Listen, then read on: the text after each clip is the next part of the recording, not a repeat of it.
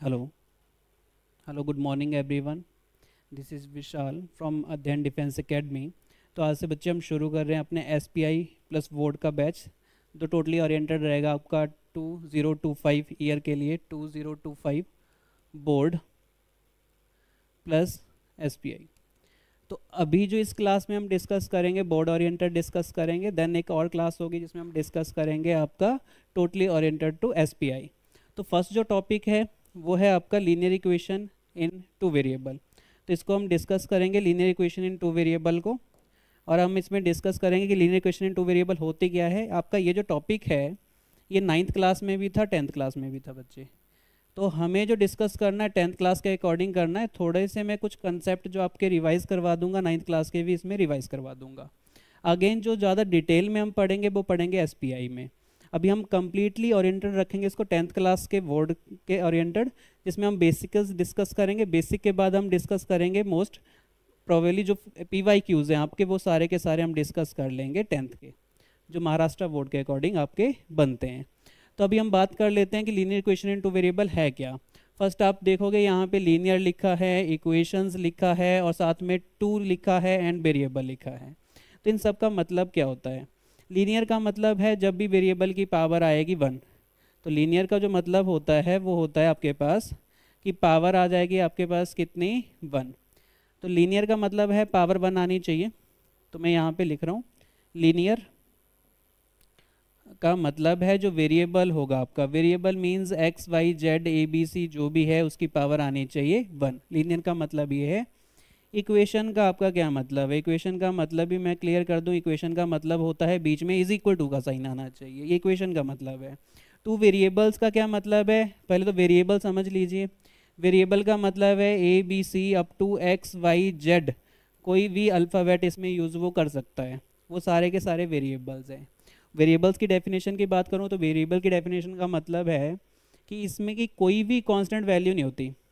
आपने देखा होगा बहुत सारे आप क्वेश्चन सॉल्व करते हो, एक्स की वैल्यू कईयों में 1 आ गई, कईयों में -1 आ गई, कईयों में 2 आ गई, कईयों में 5/2 आ गई। तो मतलब एक्स की वैल्यू कोई डेफिनेट नहीं है ना, वो वेरी करती रहती है।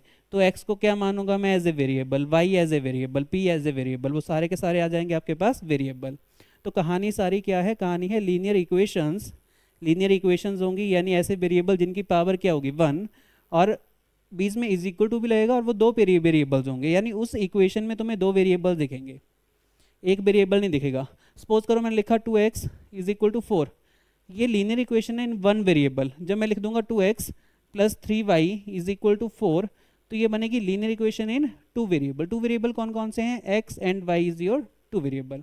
तो इसके बारे में हम अच्छे से डिस्कस करेंगे कि linear equation in two variable है क्या, कैसे हम कॉमन सोल्यूशन फाइंड आउट करेंगे, कौन कौन से तरीके होते हैं कॉमन सोल्यूशन फाइंड आउट करने के, वो हम धीरे धीरे सारी चीज़ें क्या करेंगे, डिस्कस करेंगे।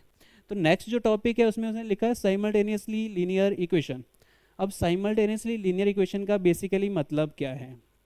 साइमल्टेनियसली का मतलब है एक साथ आप दो, मतलब पेयर को कंपेयर करोगे, pair of linear equation of two variable को आप कंपेयर करोगे, तब उसका नाम है साइमल्टेनियसली।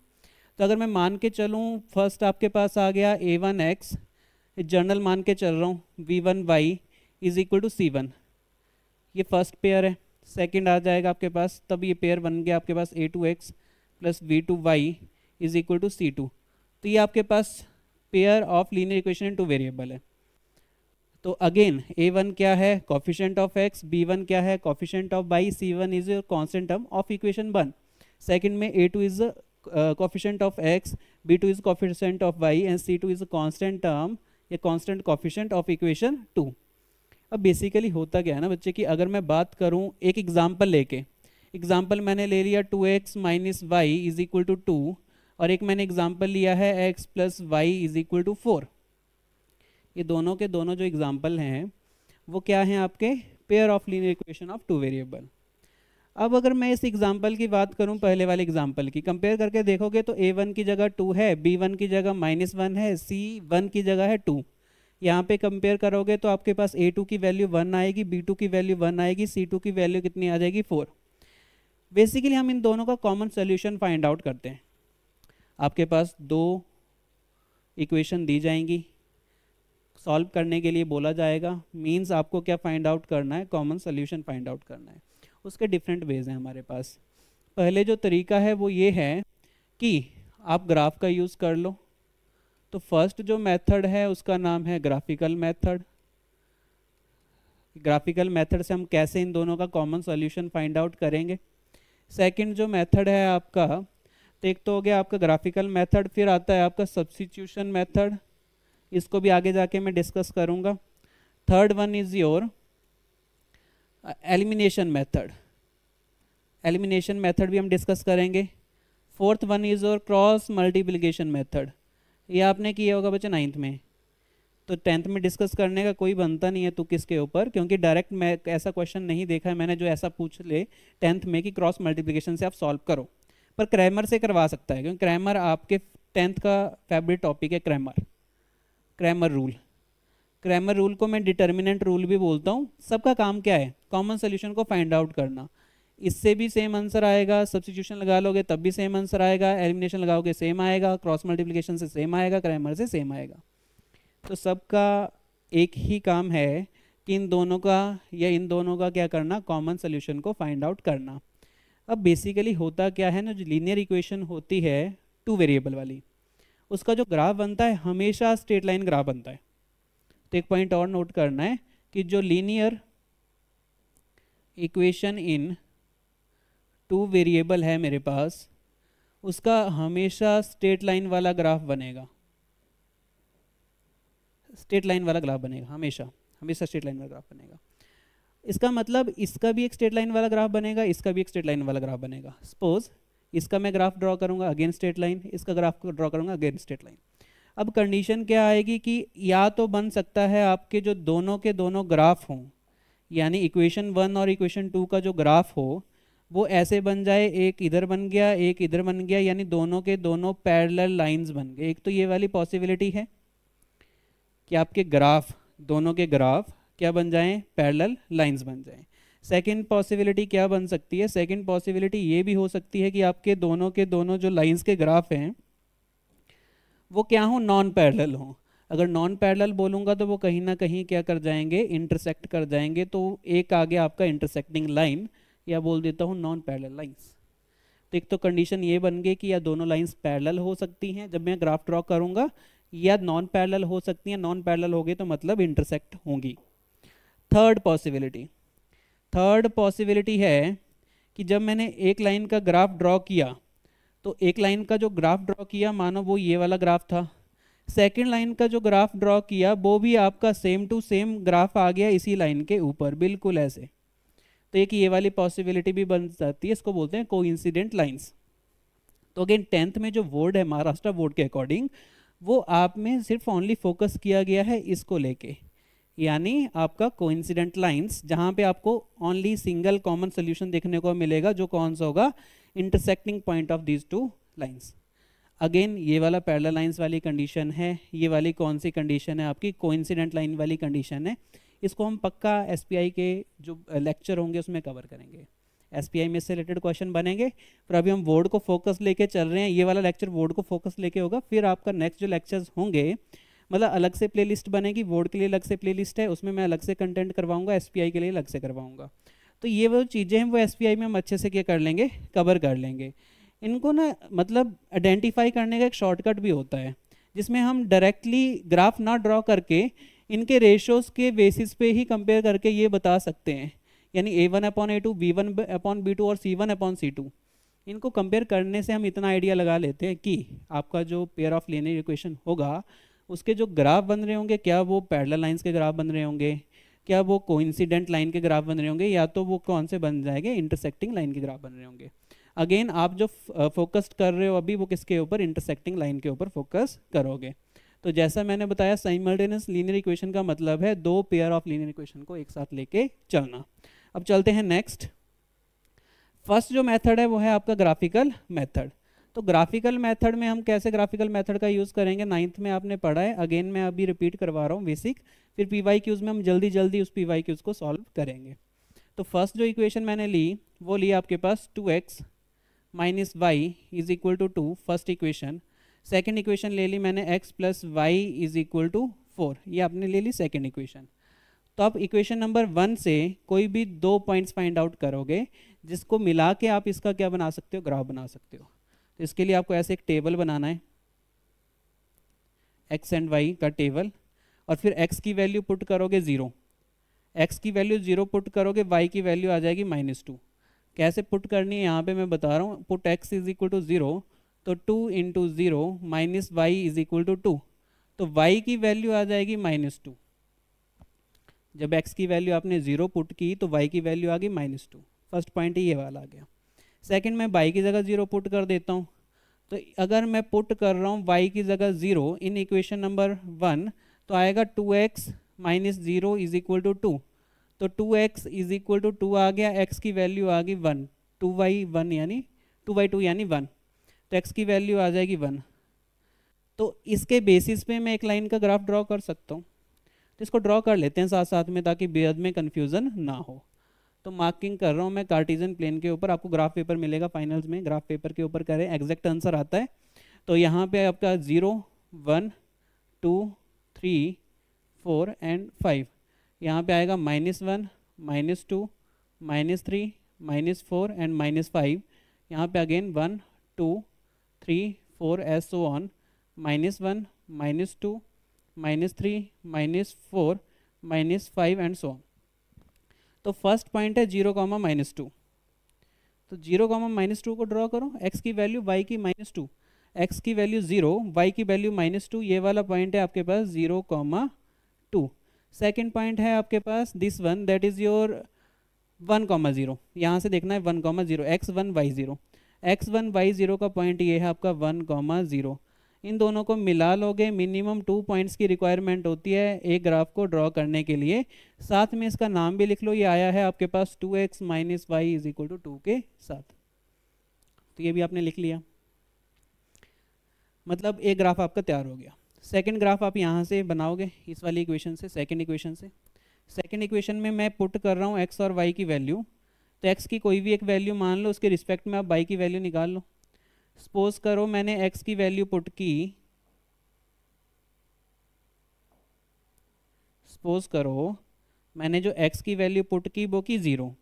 अब सेकंड इक्वेशन में करनी है, तो बनेगा 0 + y इज इक्वल टू 4, तो y की वैल्यू आ जाएगी 4। और अगर मैं y की जगह 0 पुट कर देता हूँ तो x + 0 इज इक्वल टू 4 आएगा, यानी x की वैल्यू आ जाएगी 4। तो ये भी आ गया आपके पास। तो सेकंड जो पॉइंट्स हैं वो भी मैं प्लॉट कर रहा हूँ। तो फर्स्ट जो है 0, 4, x की वैल्यू 0, y की वैल्यू 4, तो ये आ गया आपके पास 0, 4। सेकंड आपके पास आएगा 4, 0, तो x की वैल्यू 4, y की 0, तो आएगा 4, 0। तो इन दोनों को जब भी आप मिलाओगे ऐसे करके, तो आपके पास एक लाइन ऐसी बनेगी, यानी इसकी इक्वेशन आप लिख लोगे। ये जो आपकी लाइन है कौन सी इक्वेशन थी, x + y is equal to 4 की इक्वेशन। तो आपने ना दोनों लाइंस के ग्राफ ड्रॉ कर लेने हैं इन वन कार्टेशियन प्लेन, एक कार्टेशियन प्लेन बनाना है, दोनों के ग्राफ ड्रॉ कर लेने, फिर देखना है पॉइंट ऑफ इंटरसेक्शन कहाँ आएगा। तो पॉइंट ऑफ इंटरसेक्शन आया यहाँ पे, इसको जब आप देखोगे तो ये कौन सा पॉइंट है, ये है 2, 2। तो मैं लिखूंगा therefore common solution of 2x minus Y is equal to 2 and x + y is equal to 4, इन दोनों का कॉमन सोल्यूशन है, दैट इज योर 2, 2। तो 2, 2 आपका आंसर आ जाएगा। अच्छा 2, 2 का मतलब क्या हुआ कॉमन सोल्यूशन का? उसका मतलब ये है कि अगर मैं फर्स्ट इक्वेशन में 2, 2 पुट करता हूँ, यानी x की जगह 2, y की जगह 2, तो आंसर जो आएगा वो कितना आएगा, 2 आएगा। पुट करके देखना, 2 2 = 4 -2, अगेन 2 इज इक्वल टू 2। तो वो इसको सेटिस्फाई करे, इस इक्वेशन को सेटिस्फाई करे, तभी वो इसका क्या आया, सोल्यूशन आया 2, 2। यहाँ पे पुट करोगे, अगेन x की जगह 2, y की जगह 2, 2 + 2 इज इक्वल टू 4, यानी 4 इज इक्वल टू 4। यानी ये एक ऐसा कॉमन सोल्यूशन है जो इन दोनों को क्या करेगा, सेटिस्फाई करेगा, तभी इसको बोला है कॉमन सोल्यूशन है इन दोनों पेयर ऑफ इक्वेशन का। तो ये फर्स्ट मेथड है, that is your graphical method. Again मैं रिपीट कर रहा हूँ, ग्राफिकल मेथड में 2 इक्वेशन होंगी, दोनों को सॉल्व करोगे इन वन कार्टेशियन प्लेन, एक इक्वेशन का ग्राफ ड्रॉ कर लोगे, फिर उसमें इंडिकेट कर दोगे कौन सी इक्वेशन का ग्राफ है, ताकि पजल ना हो बाद में। फिर सेकंड का ग्राफ ड्रॉ करोगे, फिर उसको मेंशन कर दोगे कि वो कौन सा ग्राफ है, फिर आइडेंटिफाई करोगे पॉइंट ऑफ इंटरसेक्शन कहाँ था, और पॉइंट ऑफ इंटरसेक्शन जहाँ भी होगा वही आपका कॉमन सोल्यूशन आएगा दोनों pair of linear equation of two variable का। तो ये पहला तरीका है, that is your graphical method, 9th में किया होगा, सेम इसी तरीके से आपने करना है। अब ये ग्राफिकल मेथड है, कुछ एल्जेब्रिक मेथड भी आएंगे जिसमें आपको ग्राफ ड्रॉ करने की जरूरत ना पड़े, बिना ग्राफ ड्रॉ किए आप ये वाला पॉइंट निकाल सको, पॉइंट ऑफ इंटरसेक्शन, तो वो सेकेंडरी मेथड है जिसको हम बोलेंगे एल्जेब्रिक मेथड। और उसके लिए 2-3 प्रोसीजर है मेरे पास। तो फर्स्ट जो आएगा वो आएगा आपके पास, अच्छा डिटर्मिनेंट भी डिस्कस करना, डिटर्मिनेंट थोड़ा सा बाद में लेता हूँ मैं, पहले मैं चलता हूँ algebraic method to solve a pair of linear equation of two variable. तो फर्स्ट जो मेथड है that is your elimination method, important आना चाहिए एलिमिनेशन मेथड।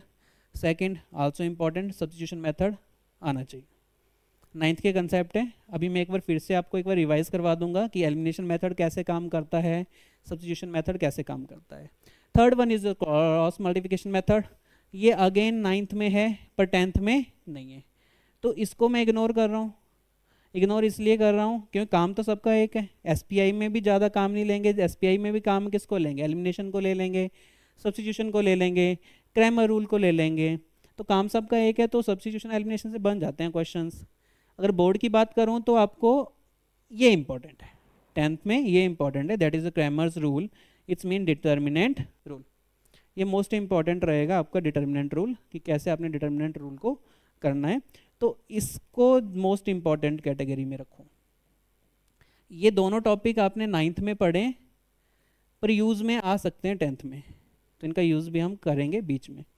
तो अभी हम एलिमिनेशन, सब्स्टिट्यूशन और आपका क्रैमर रूल्स के ऊपर फोकस करेंगे।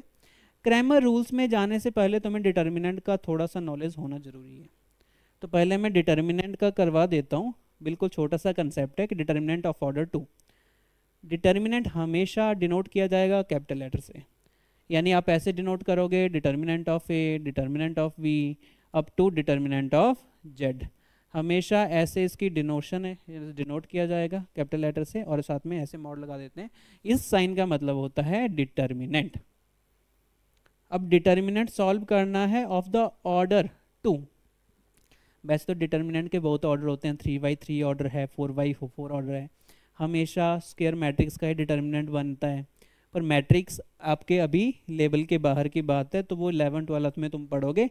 अभी के लिए सिर्फ इतना याद रखो कि 2 ऑर्डर का मतलब है जिसमें 2 रोज होंगी और 2 क्या होंगे, कॉलम होंगे, यानी ऐसा डिटर्मिनेंट जिसमें 2 रोज होंगी और 2 ही क्या होंगे, कॉलम्स होंगे, तो वो ऐसा डिटर्मिनेंट की बात कर रहा है।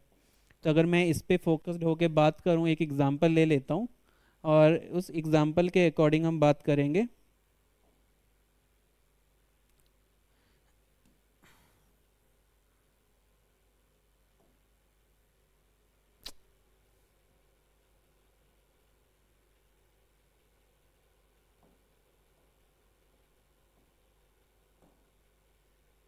ठीक है, ओके, डिटर्मिनेंट ऑफ 2 ऑर्डर सही है। तो इसमें हम बात कर लेते हैं। सपोज करो मैंने एक एग्जांपल लिया डिटर्मिनेंट का, दैट इज़ योर ABCD, ये डिटर्मिनेंट है ऑफ ऑर्डर 2x2। इसमें 2 रोज हैं, 2 कॉलम है। 2 रोज की बात करूं, this is your row 1, this is your row 2। Column की बात करूं, ये कॉलम 1 है, ये वाला है आपका कॉलम 2। तो कॉलम 1 और कॉलम 2 भी क्लियर हो गए। 2 ही रोज हैं, 2 ही कॉलम है, 2 रोज एंड 2 कॉलम। तो इसका डिटर्मिनेंट कैसे फाइंड आउट करना है, हम सिंपली इसको मल्टीप्लाई करेंगे डायगनली। डायगनली मल्टीप्लाई करने का मतलब है इन दोनों को आपस में करना है मल्टीप्लाई, A इंटू डी, बीच में लगाना है माइनस का साइन, फिर आपने इनको डायगनली मल्टीप्लाई कर देना, that is C into D, और यहाँ से जो आंसर आएगा that is AD minus CD, ये आएगा determinant of matrices A।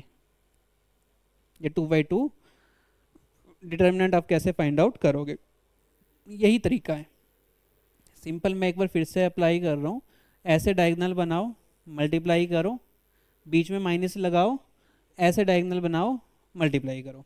Suppose करो एक एग्जांपल मैं लेके चलता हूँ 2 1 3 4, मेरे से बोला है इसका डिटर्मिनेंट हमने क्या करना है, फाइंड आउट करना है। तो मैंने बोला ऐसे डायगोनल बनाओ, मल्टीप्लाई करो 2 इंटू 4, बीच में माइनस का निशान लगाओ, ऐसे डायगोनल बनाओ, मल्टीप्लाई करो 3 इंटू 1, तो आंसर आ जाएगा 8। तो इसका आंसर है 8 माइनस 3 यानी 5 क्या आ गया आपके पास, इसका आंसर यानी डिटर्मिनेंट ऑफ दिस 2×2 मैट्रिसेस। तो इस तरीके से आप डिटर्मिनेंट फाइंड आउट करोगे ऑफ ऑर्डर 2। ऑर्डर 2 का मतलब है इसमें 2 रोज और 2 कॉलम होंगी। ऑर्डर 3 के लिए 11th में पढ़ लेना कैसे करना है। अभी ऑर्डर 2 के ऊपर चलते हैं क्योंकि इसका यूज़ आप करोगे क्रैमर्स रूल में, तभी क्रैमर रूल्स का सेकेंडरी नाम है डिटर्मिनेंट मेथड। तो आपको ये क्लियर हुआ, सिंपली आपने ऐसे डायगोनल से मल्टीप्लाई करना है, बीच में माइनस का साइन, ये वाले डायगोनल आपस में मल्टीप्लाई कर दो। एक और छोटा सा एग्जांपल लेते हैं, दैट इज -1 2 एंड 3 एंड 2। इसको कर लेते हैं सॉल्व, और इसका डिटर्मिनेंट पूछ लिया। तो आप मल्टीप्लाई करोगे ऐसे डायगोनल को, -1 इंटू 2, बीच में माइनस का निशान लगाओगे, फिर मल्टीप्लाई कर दोगे 3 इंटू 2 के साथ, तो आएगा -2 -6, तो -8 बन जाएगा। तो -8 आपका इसका क्या आ गया आंसर। यही ऐसे ही आपने डिटर्मिनेंट निकालोगे ऑफ ऑर्डर 2। तो नेक्स्ट चलते हैं योर एलिमिनेशन मेथड, कि एलिमिनेशन मेथड कैसे काम करेगा। तो एलिमिनेशन मेथड में अगेन मैं सेम एग्जांपल लेके चलूँगा क्योंकि उसका आंसर मेरे को पता था, जो हमने ग्राफ ड्रॉ किया था सेम दो हमने क्या ले लिया आपके पास, लीनियर इक्वेशन ऑफ 2 वेरिएबल ले ली। एक थी आपके पास 2x minus Y is equal to 2, equation number 1। Second ले ली मैंने x plus Y is equal to 4 यानी इक्वेशन नंबर 2। हमने यूज़ करना है एलिमिनेशन मेथड का। एलिमिनेशन मेथड का सिंपल सा फंडा है कि या तो कोफिशिएंट ऑफ x को दोनों इक्वेशन को एक जैसा बना लो, या तो कोफिशिएंट y को एक जैसा बना लो। अगर ऑलरेडी दोनों में से कोई एक जैसा दिख रहा है तब चलेगा, फिर कोई दिक्कत नहीं है। तो यहाँ पे देखो, अगर x को एक जैसा बनाना होगा तो मेरे को सेकंड इक्वेशन को मल्टीप्लाई बाई 2 करना पड़ेगा, और पूरी इक्वेशन को मल्टीप्लाई बाई 2 करूँगा तो 2x बनेगा प्लस 2y बनेगा इज इक्वल टू 8 बन जाएगा। पर ऐसा करना ही क्यों है जब y एक जैसा है। y का कोफिशिएंट क्या है, इसका भी 1 है, इसका भी 1 है, हो सकता है साइन चेंज हो, पर हमें ये देखना है कि 1 1 दोनों के साथ है। तो इसमें बात चल पड़ेगी, आप इन दोनों इक्वेशन को क्या कर दोगे, ऐड। तो करोगे आप ऐड इक्वेशन 1 एंड 2, दोनों इक्वेशन को ऐड करोगे तो ऐसे लिख दोगे 2x minus Y is equal to 2 and x plus Y is equal to 4। और ऐड कर रहे हो तो यहाँ पे साइन चेंज नहीं होते, अगर सब्ट्रैक्ट करोगे तो साइन चेंज हो जाएंगे। ऐड करोगे तो -1 प्लस वाई कैंसल, यहाँ से बचेगा बच्चे 3x, यहाँ से आ जाएगा आपके पास 6, 4 प्लस 2 इज योर 6, x की वैल्यू फिर आ जाएगी 6/3 यानी 2। तो x की वैल्यू यहाँ से मेरे पास कितनी आ गई, 2 आ गई। जब x की वैल्यू 2 आ गई तो इसको किसी भी इक्वेशन में पुट कर लो। तो मैं लिखूंगा put x is equal to 2 in your equation 1। Equation 1 में डाल दीजिए x की जगह 2, x की जगह 2 डाल दोगे तो 2 into 2 minus Y is equal to 2। Solve कर लो, 4 minus Y is equal to 2, तो minus Y is equal to 2 minus 4। तो again minus Y is equal to minus of 2, minus से माइनस कैंसिल, तो y की जो वैल्यू आ जाएगी वो 2 आ जाएगी। तो यहाँ से जो आंसर आए वो आए x कॉमा वाई, यानी x comma Y means answer जो आया है वो आया है x की वैल्यू 2, y की वैल्यू 2। यानी मैं बोल सकता हूँ ये इन दोनों का क्या होगा, कॉमन सॉल्यूशन होगा इन दो pair of linear equation two variable का। तो कहीं ना कहीं ग्राफिकल मेथड से भी हमने क्या निकाला था, देखिए यहाँ पे ज़रा, जब हमने ग्राफिकल मेथड का यूज़ किया था तब भी कॉमन सोल्यूशन क्या निकला था, 2,2। तो ग्राफिकल का यूज़ नहीं करोगे तो इसका यूज़ कर लेना। अगेन एलिमिनेशन से ये क्या निकला, 2,2। एल्जेब्रिक मेथड है ये, मतलब बिना ग्राफ का यूज़ किए अगेन आपने क्या बता दिया, point of intersection of these two pair of linear equation two variable. तो एक तो निकालने का ये तरीका है। इसमें अगेन मैं 2-3 चीज़ें और क्लियर कर दूं। अगर मानो यहाँ पे प्लस होता, यहाँ पे भी प्लस होता, सपोज करो अगर यहाँ पे मैं ऐसे लिख देता क्वेश्चन में plus Y is equal to 2, यहाँ पे x plus Y is equal to 4, तब ये दोनों एक हैं पर कटते नहीं, तो उसके लिए तो आपको क्या करना पड़ता, माइनस करना पड़ता, पॉइंट नंबर 1। तो अगर माइनस करोगे तभी ये कटेंगे। तो हमेशा क्वेश्चन के ऊपर डिपेंड करेगा ना कि दोनों इक्वेशन को ऐड करना है, दोनों इक्वेशन को सब्ट्रैक्ट करना है। टारगेट क्या है, या तो x को ख़त्म करो या तो y को ख़त्म करो। तो यहाँ पे टारगेट क्या हुआ, y को ख़त्म किया गया, x की वैल्यू आ गई। अगेन आप x के कोफिशिएंट को सेम करके x को भी ख़त्म कर सकते हो, फिर y की वैल्यू निकाल सकते हो। फिर एक वैल्यू आ जाएगी, किसी भी इक्वेशन में डाल के सेकेंड वैल्यू तुम निकाल लेना। तो ये वाला जो मेथड है ना, चाहे आप इसको x को कट करके करते, मतलब 2 से मल्टीप्लाई कर देते, तब भी आंसर सेम आता है, आंसर कभी भी डिफरेंट नहीं आएगा। तो फर्स्ट मेथड है आपका एलिमिनेशन मेथड, ये हो गया कंप्लीट। सेकंड चलते हैं सब्स्टिट्यूशन मेथड के ऊपर। सब्स्टिट्यूशन मेथड में हम वैल्यू सब्स्टिट्यूट करते हैं एक इक्वेशन से निकाल के दूसरी इक्वेशन में। अगेन मैं सेम एग्जांपल ले रहा हूँ आपका, x 2x minus Y is equal to 2 is your equation number 1। Second है x plus Y is equal to 4 is your equation number 2। दोनों को सॉल्व करना है, किसी भी एक इक्वेशन से एक वैल्यू निकाल लो। तो मैंने लिख लिया फ्रॉम इक्वेशन 2, क्योंकि इक्वेशन 2 मेरे को छोटी जैसी लग रही है तो यहाँ इसका यूज़ कर रहा हूँ। तो इक्वेशन 2 में से x की वैल्यू मैंने निकाल ली, x की वैल्यू आ जाएगी 4 माइनस वाई, मतलब ये बाई यहाँ पे शिफ्ट हो जाएगा, x की वैल्यू 4 माइनस वाई। फिर करोगे put x is equal to 4 minus Y in equation जहाँ से निकाली है उसके दूसरी इक्वेशन में पुट कर दो, सेकंड से निकाली है तो फर्स्ट इक्वेशन में पुट कर दो। तो x की जगह क्या डाल दोगे, 4 माइनस वाई, तो 2 ऑलरेडी अपनी जगह, x की जगह आ गया 4 minus Y is equal to 2। Solve कीजिए, 8 आ जाएगा, माइनस 2y आ जाएगा, माइनस y आ जाएगा, इज इक्वल टू 2 आ गया। तो आ गया 8 minus 3y is equal to 2। Again इसको यहाँ पे सॉल्व कर रहा हूँ मैं, ये आएगा minus 3y is equal to 2 minus 8, और ये आ गया आपके पास minus 3y is equal to minus का 6, माइनस से माइनस कैंसिल, y की वैल्यू आ गई 6/3। तो y की जो वैल्यू आई है वो आई है आपके पास 2। अब y की वैल्यू 2 आ गई, किसी भी इक्वेशन में पुट कर दो, या तो इसमें पुट कर दो जो आपने बनाया है। तो therefore x is equal to 4 minus Y, तो x की वैल्यू कितनी आ जाएगी 4 माइनस 2, तो x की वैल्यू भी आ जाएगी 2। तो फिर भी आपका जो कॉमन सोल्यूशन आया वो आएगा 2,2। सेम रिजल्ट सेम है, करने का तरीका डिफरेंट है।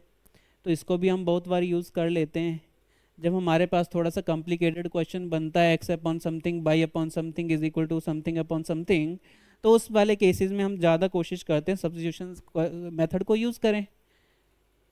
पर सबका मकसद क्या है, एक रिजल्ट निकालना, वो क्या होगा, कॉमन सोल्यूशन। तो सब्स्टिट्यूशन मेथड आपका क्लियर हुआ।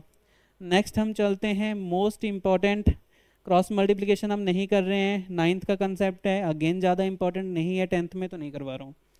अगेन चलते हैं क्रैमर्स रूल के ऊपर, that is your determinant rule. बल्कि आप क्रॉस मल्टीप्लिकेशन मेथड का यूज़ करोगे, अगेन रिजल्ट आएगा 2,2। डिटर्मिनेंट मेथड बहुत बहुत बहुत इंपॉर्टेंट है। अब इसका मैं बेसिक पहले आपके साथ डिस्कस कर लूँ कि अगर मानो मेरे पास एक इक्वेशन है a1x v1y is equal to c1, और एक इक्वेशन है a2x v2y is equal to c2। ये मेरे पास दो इक्वेशन आएंगी जो गिवन होगी। अब मैं डिटर्मिनेंट मेथड का यूज़ करके फिर क्रैमर लगा के क्या निकालूंगा, आपका x और y की वैल्यू निकालूंगा। तो आपने क्या करना है, फर्स्ट आपने फाइंड आउट करना है d, और d जो होगा वो इस साइड के इज इक्वल टू के लेफ्ट हैंड साइड में कोफिशिएंट होंगे a1 a2 b1 b2, इनको एक मैट्रिसेस में बंद कर लो, डिटर्मिनेंट लगा के बंद कर लो, just like that a1 a2 b1 b2। तो यहाँ से आपकी d की वैल्यू आ जाएगी। अगेन क्वेश्चन जब आएगा तो a1 a2 b1 b2 की जगह क्या है, कोई ना कोई नंबर आएगा, तो इसमें कोई दिक्कत नहीं आनी चाहिए आपको, d की वैल्यू आ जाएगी। d की वैल्यू कांस्टेंट छोड़ो और यहाँ पे a1 a2 b1 b2 को डिटर्मिनेंट में क्या कर दो, बंद कर दो। सेकंड आप फाइंड आउट करोगे dx, और जब मैंने dx बोला तो आपकी नज़र होनी चाहिए x वाली कॉलम पे, तो x वाला कॉलम नहीं आएगा, यानी x वाला कॉलम का मतलब है a1 a2 नहीं आएगा, a1 a2 की जगह क्या आएगा, c1 c2 आएगा, ये याद रखना है। मतलब dx का मतलब है x वाला कॉलम नहीं आएगा, c1 c2 इसको रिप्लेस कर देंगे, तो a1 a2 की जगह ये वाले कांस्टेंट आ जाएंगे, that is your c1 c2, और बाकी ये वाला तो सेम रहेगा ना, v1 और v2। तो इसमें आप dx निकाल लोगे, dx की भी एक वैल्यू आ जाएगी, सिंपल है। सेम कंसेप्ट करोगे dy के लिए। dy के लिए जो y वाला कॉलम है वो नहीं आएगा, यानी B1 B2 नहीं आएगा, उसकी जगह क्या आ जाएगा, C1 C2 आ जाएगा। तो बाकी तो सेम है, यानी ये वाला तो सेम रहेगा ना, A1 आ गया, A2 आ गया, और यहाँ पे आ जाएगा आपके पास C1 और C2। तो यहाँ से आप फाइंड आउट कर लोगे D dx dy। Find out करने का तरीका तो तुम्हें पता है। उसके बाद x की वैल्यू कैसे आएगी, x की वैल्यू आएगी जब मैं dx अपॉन d कर दूंगा, तो यहाँ से x की वैल्यू आ जाएगी, और y की वैल्यू आएगी आपके पास जब आप कर दोगे dy अपॉन d, तो यहाँ से y की वैल्यू आ जाएगी, यहाँ से x की वैल्यू आ जाएगी।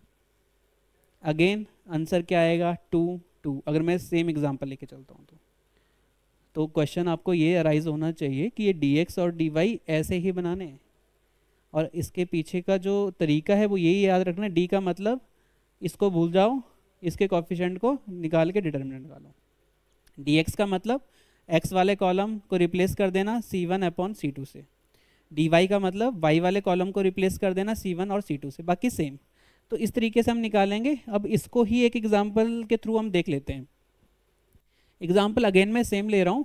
तो एग्जाम्पल है आपके पास 2x minus Y is equal to 2, equation number 1, और सेकंड है x plus Y is equal to 4, that is equation number 2।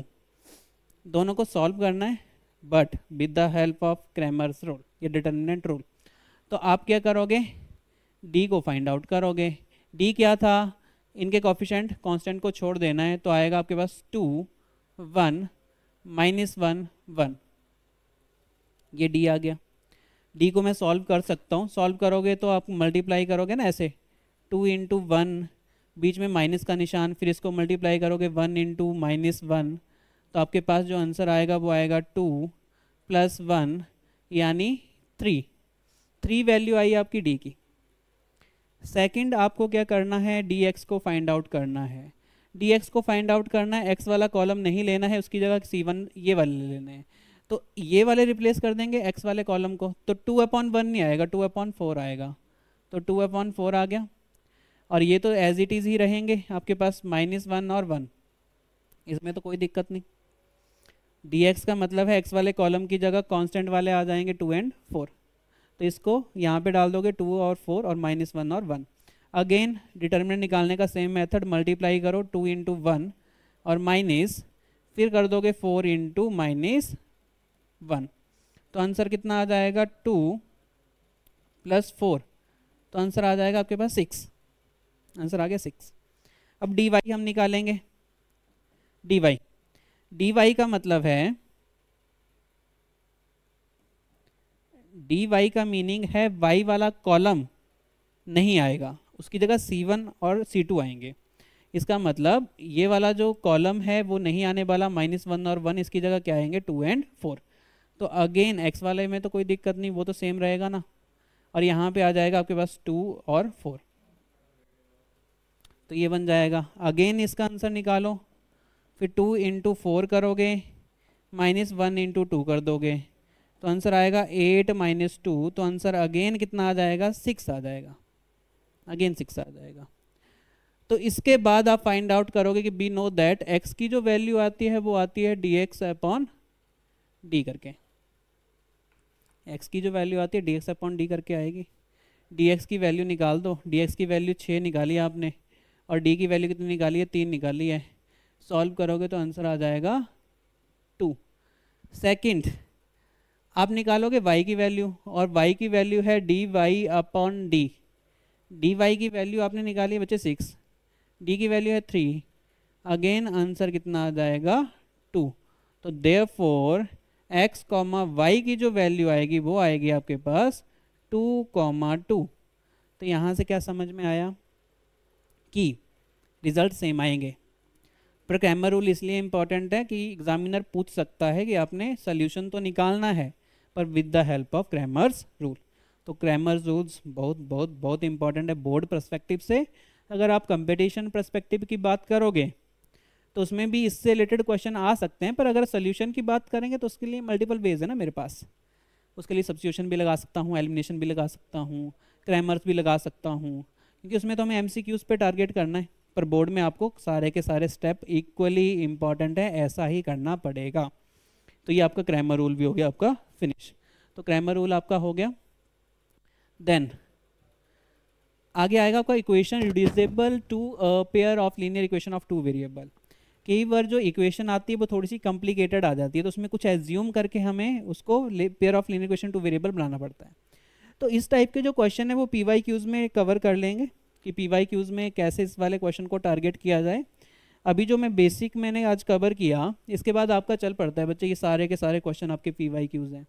तो पीवाई क्यूज़ हम कल से डिस्कस करेंगे, जिसमें 1 नंबर के भी आएंगे, फिर पीवाई क्यूज़ के बाद आपके 2 नंबर्स के क्वेश्चन हैं, 3 नंबर के क्वेश्चन हैं, वर्ड ओरिएंटेड जो भी आपके रहते हैं वो सारे के सारे कवर किए जाएंगे। और मोस्टली सारे के सारे क्वेश्चन हैं आपके PY Qs previous year questions जो किस में आए हैं, महाराष्ट्र बोर्ड में आए हैं। तो वो सारा ओवरव्यू, क्योंकि हमें रिवीजन करना है तो थोड़ा सा आपको ये भी समझ में आ जाएगा कि इस टाइप के क्वेश्चन पूछे गए हैं और इस टाइप से मैं अपनी तैयारी को क्या कर सकता हूँ, आगे प्रोसीड कर सकता हूँ।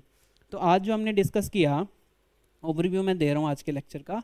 आज हमने डिस्कस किया linear equation in two variable, जिसमें हमने देखा कि linear equation in two variable का मतलब है ऐसी इक्वेशन जहाँ पे 2 वेरिएबल का यूज़ होगा और दोनों वेरिएबल की पावर क्या होगी, 1। फिर हमने ये देखा कि उनका जो ग्राफ है, linear equation in two variable का जो ग्राफ है हमेशा स्ट्रेट लाइन बनता है।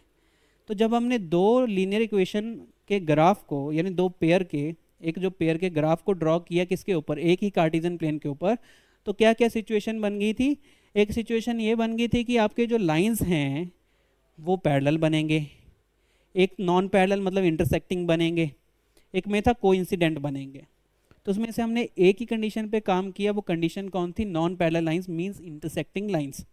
और इंटरसेक्टिंग लाइंस का मतलब है आपका जो ग्राफ बन रहा होगा उसमें एक पॉइंट इंटरसेक्शन पॉइंट होगा, यानी एक पॉइंट के ऊपर एक पॉइंट ऐसा होगा जहाँ पे वो दोनों के दोनों ग्राफ मिल रहे होंगे, जिसको हम बोलते हैं पॉइंट ऑफ इंटरसेक्शन।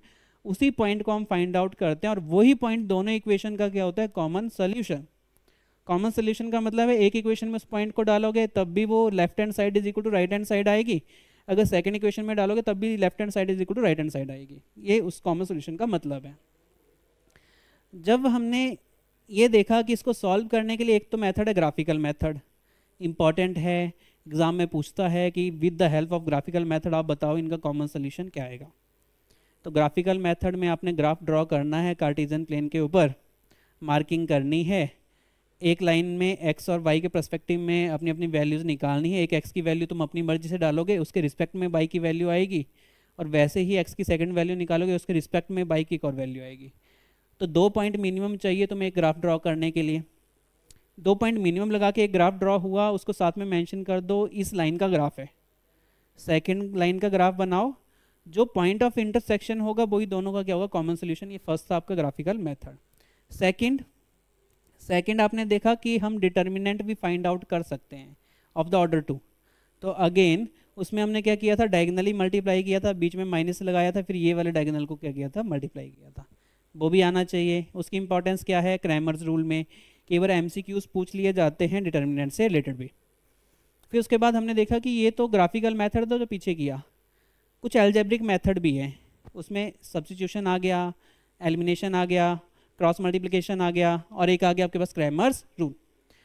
तो ये सारे के सारे मेथड इक्वली इंपॉर्टेंट है जैसा मैंने बताया। तो आपको ये बिल्कुल ऐसे ही स्टेप बाय स्टेप जो है वो लिखना पड़ेगा किसमें, बोर्ड में। तो ये सारा का सारा टॉपिक आज हमने कंप्लीट किया है। इसके नोट्स आपको मिल जाएंगे PDF फॉर्म में। तो आज के लिए इतना ही, बाकी कल हम स्टार्ट करेंगे इसके कुछ PYQs जैसे इस चैप्टर के खत्म हो जाएंगे हम नेक्स्ट चैप्टर के ऊपर चले जाएंगे। Thank you so much.